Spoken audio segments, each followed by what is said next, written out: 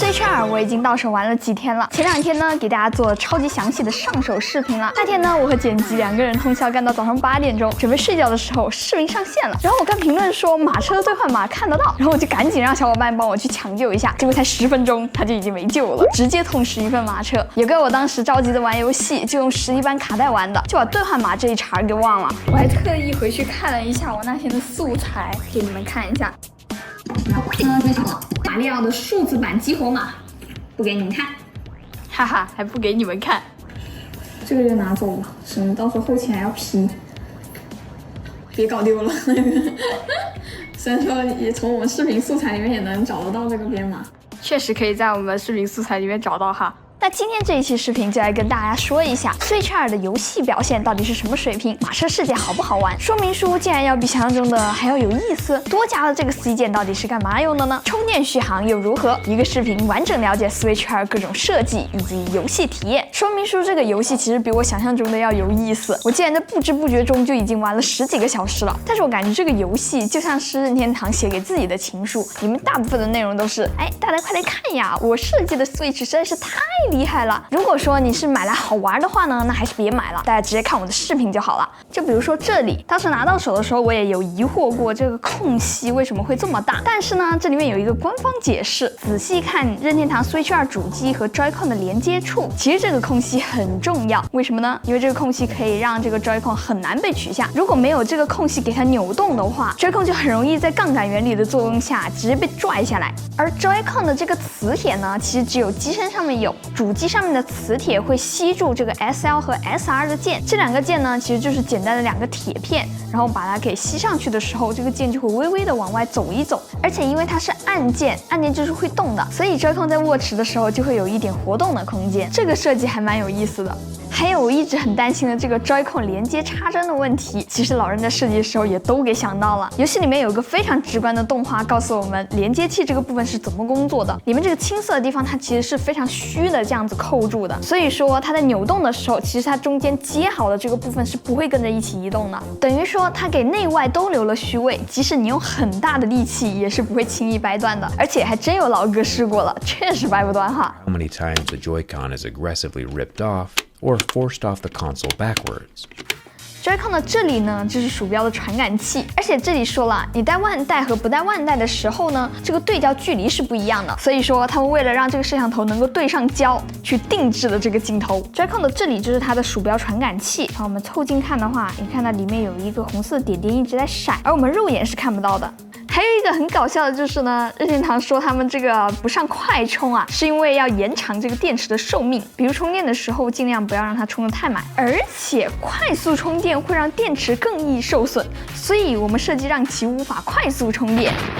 这就是你60瓦的充电头只能有15瓦的理由吗？这么大一台游戏机，充电功率看起 iPhone 吧，我很难评，真的。这整个游戏我觉得都挺好玩的，然后这里面有非常多的小游戏，你甚至可以叫朋友一起来挑战一下。再比如这个帧率测试挑战，每天都说自己能看出120帧和60帧区别的，你赶紧去试试看，你到底能不能一遍全对，好吧？游戏里面用不同的展区展示从外到内 Switch 2的结构，就比如说这里告诉你，为了尖键从每一个角度都能按下去，它加了2个弹簧。于是这里有个特别可爱的细节， Joy-Con 2的内部展区里面有个小人儿，他站在这里说，真的耶，这边也有弹簧。再比如说你一进到 B 展区的时候，它会提醒你这个片区的地很滑哦，如果你跑得特别快的话，还会嘣儿摔一跤。这个 4K 电视体验区旁边还会有人纠结到底要不要买 4K 电视，回家之后商量看看吧。总之，如果你对 Switch 2的设计本身感兴趣的话，还是可以试试看的。任天堂这一次 Switch 2有一个狠推送给大家的功能，语音聊天。通过这个 C 键，你就可以分享你的屏幕给你的朋友，他会共享你的游戏画面到你朋友的屏幕上。如果你还有摄像头的话，就可以把你的头给 P 上去，看上去就像是开会一样。不过呢，想要使用 Chat 功能，你必须要绑一张非大陆的手机卡，但是我的香港电话卡不知道为什么也绑不上去，最后我找了我在加拿大的朋友帮我给绑上去了。在你第一次打开 Chat 功能的时候，就会让你选择你允许聊天的朋友。开设房间之后，只有互相允许的朋友才能加入语音聊天。在设置里面，你可以选择开关你的摄像头，屏幕的布局也给了几种预设。摄像头的人物除了这种直接抠图的，也可以选择气泡小窗。不过你们有没有想过啊，你们跟朋友玩游戏的时候真的会开摄像头吗？甚至可以语音转文字，只不过现在还不支持中文。其实我本身玩游戏是非常常喜欢跟朋友一起开黑的。就算大家是玩的不同的游戏，各玩各的，能一起聊天也非常有意思。如果是情侣一起玩游戏，那这个再合适不过了。假如是玩喷喷这种合作 PVP 的游戏，能看到队友的视角，那就更有意思了。挂了的时候还可以看队友马枪，看队友屏幕就可以知道敌人的位置，爆点都不需要了，直接合法窥屏。说明书里面还有一个非常有意思的摄像头游戏，模仿表情，真的是要把我给笑到肚子疼。这个摄像头这里是有个拨片可以遮住的，启动了之后，这个摄像头的灯会亮起来。而且我试了一下，如果我这样缩放，它会跟踪我的人脸。你看，我发现一个诀窍，因为它要识别你的眉毛，所以说你可以把眉毛给露出来。这是一个什么表情？这样。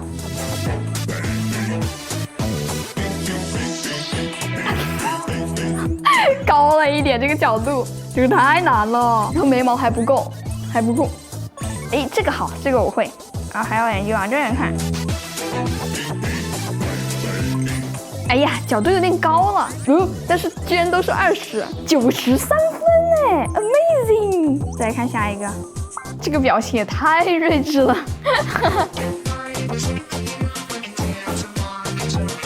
哇，我太牛了，只扣了2分。不是，这个眉毛怎么飞？它居然可以飞出脸。我感觉我要抽筋了，我眉毛飞不出去。最后一个，高难度动作 wink。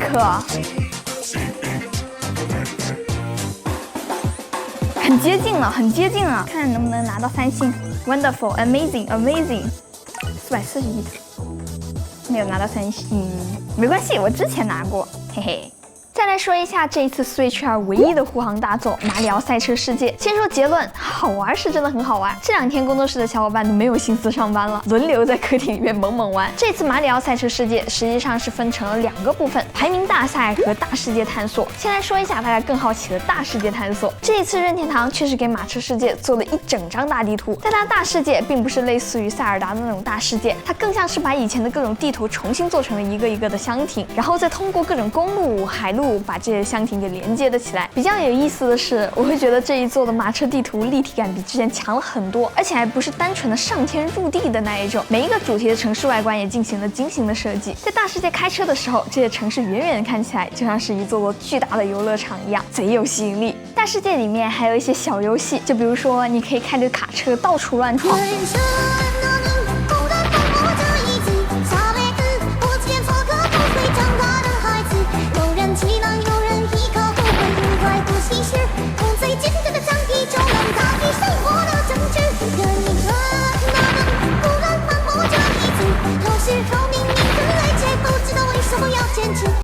甚至可以开 UFO 把牛牛都吸走。大世界还有一个用处，就是你可以在路边的小卖部吃到一个特殊道具，第一次获取的时候可以收集到角色的换装皮肤。再来说一下排名比赛，有一说一，马车还得适合人玩才好玩啊！尤其是这一次大奖赛，一共有24个玩家一起比赛，战况那是真的相当激烈。我玩的时候就是这样子的，经常刚跑到第1名，就是各种乌龟、炸弹、闪电轮番伺候，一瞬间就掉到10多名开外了。这里顺便再给新玩家介绍一点小技巧，比赛刚开始的前期，你可以让自己的排名稍微靠后一点，因为这个游戏里面吃到的随机道具呢是按照排名来给的，你的排名越靠后，能获得的道具也就越强力。然后重点是多攒一些金币，每一个金币可以提供1%的加速，最高可以叠到20个。等到比赛后半段，直接来一波爆发。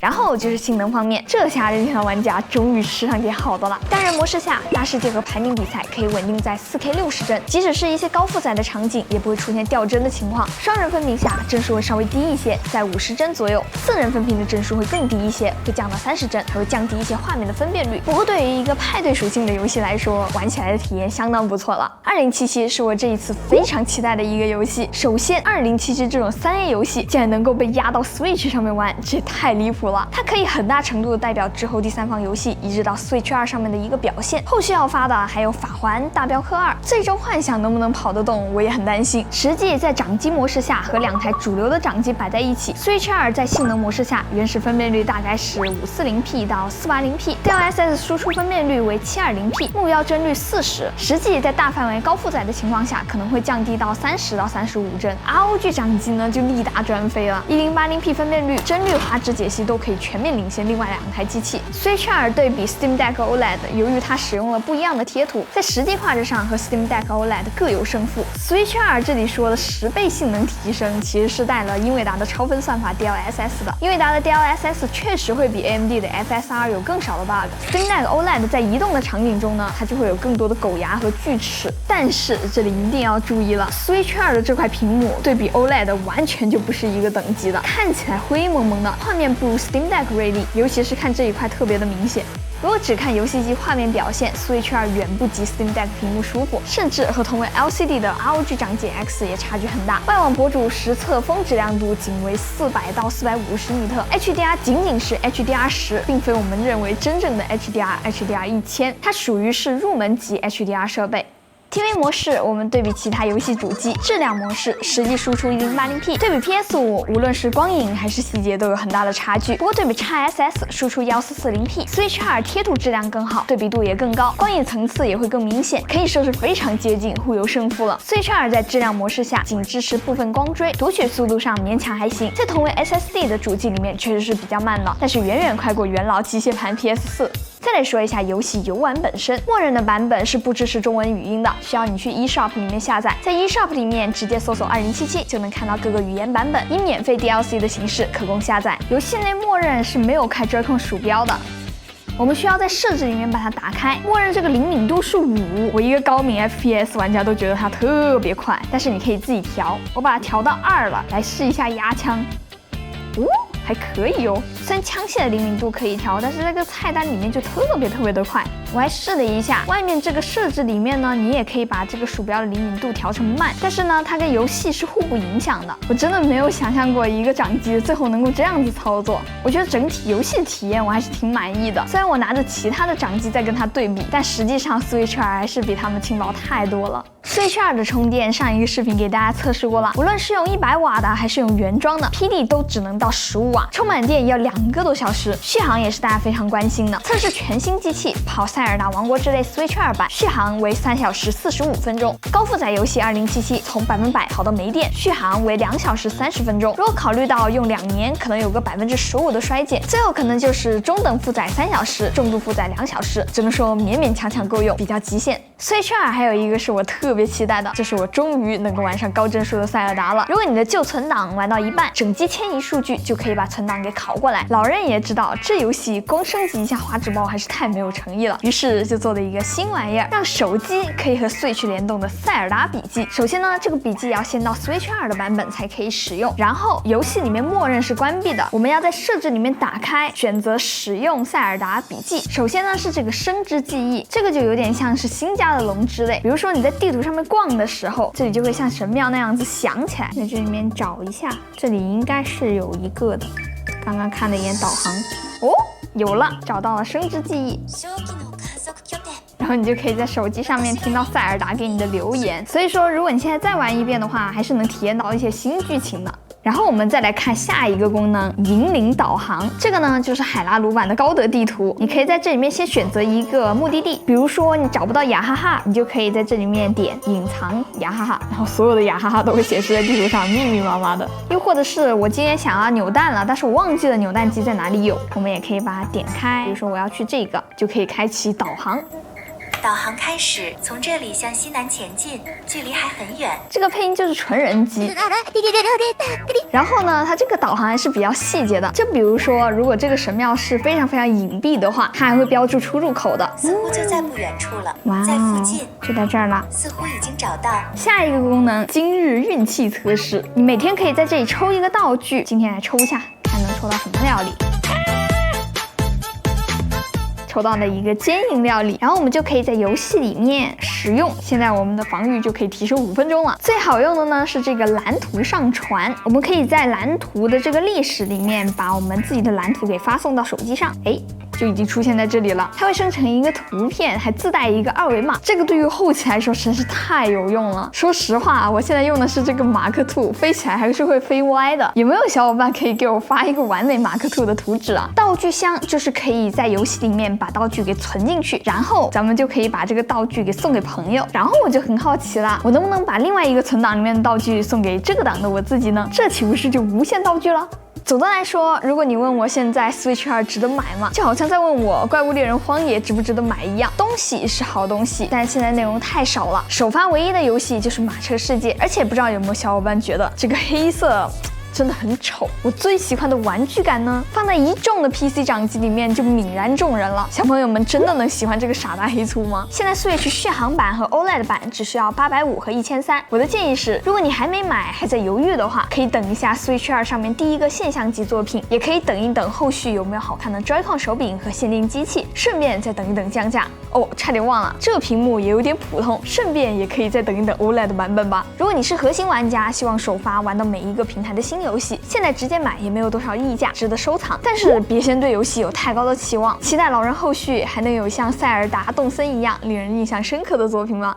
好啦，那么这一期视频到这里就结束了。如果这期视频对你有所帮助的话，记得给我点赞、3连关注哦，这对我来说非常重要。那我是 Tilly，咱们下期再见吧，拜拜。